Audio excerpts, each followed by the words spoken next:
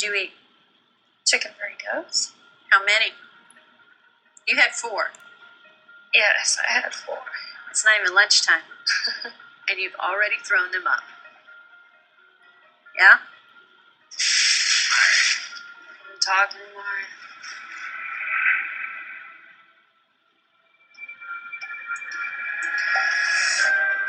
Hi, my name is Amanda. I'm 21 years old, and I'm a model. I loved modeling, but I've had to give it up because it just wouldn't work around my eating schedule. From the time I wake up, the first thing I think about is food. I try to hold out as long as I can to not eat, because once I do start eating, the whole binge and purge cycle starts. That's my whole day, is binging and purging. I hop in my car, and the first place I typically go is to get my chicken burritos. These are heaven, and I get about 4 of those. After I finish those, I find some place to throw them up. And right after that, I'm immediately hungry. So I go and get my cookies.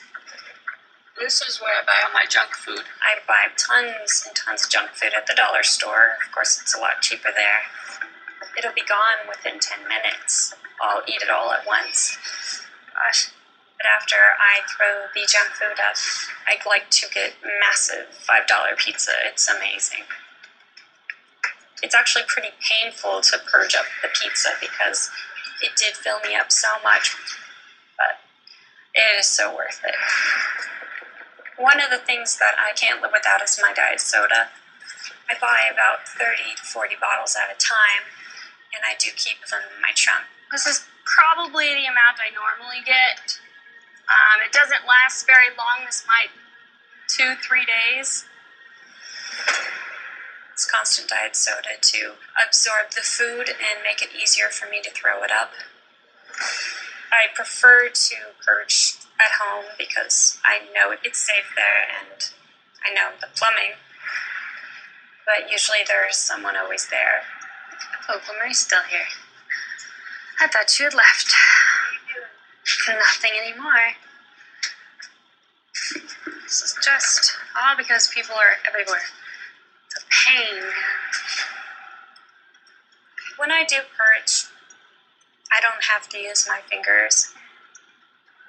All I have to do is just kind of lean over and just put a little pressure with my hands on my stomach. She tries to be sneaky, but we all know what she's doing. It just starts all over again until the moment I have to go to sleep. It's an obsession. It makes me sick to my stomach. I want my kids to eat and be healthy. I mean, this is my baby girl.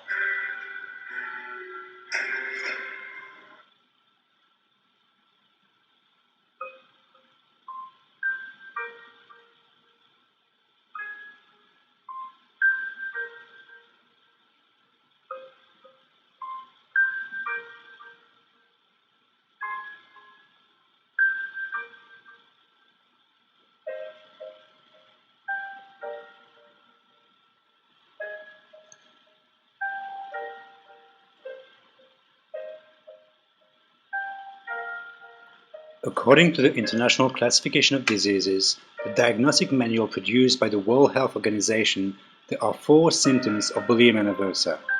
The first one is dread, morbid dread of fatness. The second one is a persistent preoccupation with eating, an irresistible craving for food. The third one is episode of binge eating, which means consuming a very large amount of food in a very short period of time, sometimes with a sense of loss of control. Finally, compensatory purging behaviors, such as self-induced vomiting, excessive use of purgatives, and periods of starvation.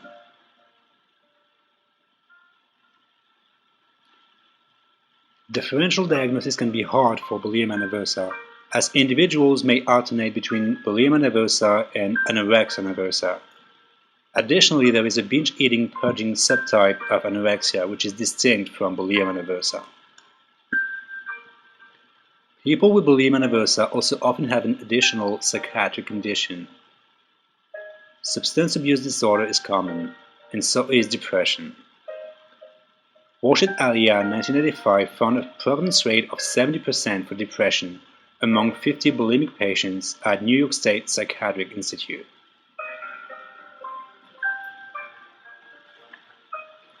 The general prevalence of bulimia nervosa is about 3% for women and 0.3% for men in the US. However, subclinical symptoms have been reported in up to 40% of female college students, according to Kiel and Alia, 2006. Like other eating disorders, the incidence of bulimia nervosa is increasing with earlier onset. As we've seen, there is a very significant gender variation in the prevalence of bulimia nervosa. The female-male ratio is 10:1, according to Fruder, 1998.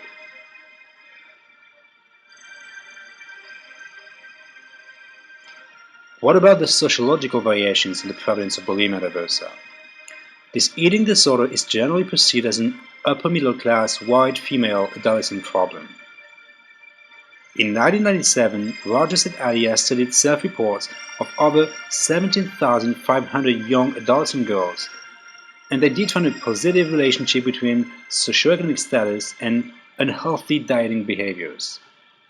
However, they found no relationship between clinically disordered eating behaviors and socioeconomic status.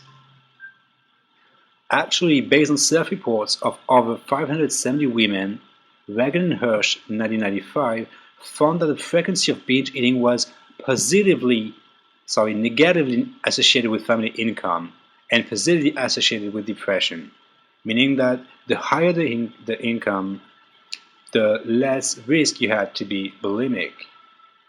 The lower the income of the household, the higher your risk of developing bulimia nervosa. Likewise, analyzing data collected during a decade-long survey that tracked over 2,300 schoolgirls, Gurry et al. 2011 found that African American girls were 50% more likely to exhibit bulimic behavior compared to white girls. They also suffered a more severe version of the disorder.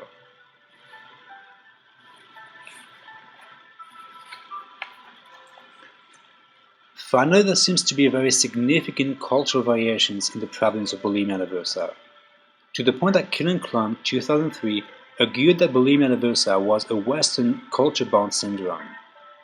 Indeed, their meta-analysis of 23 studies from around the world could not find a single case without Western influence. They were also unable to find evidence of bulimia nervosa in earlier historical periods. That being said, Abdullahi and Mann, 2001, compared young Iranian women in Tehran and in LA, and they found similar rates of bulimia nervosa. Women in Tehran were actually even more dissatisfied with their bodies, and this even though Western media are banned and women fully covered in public in Iran.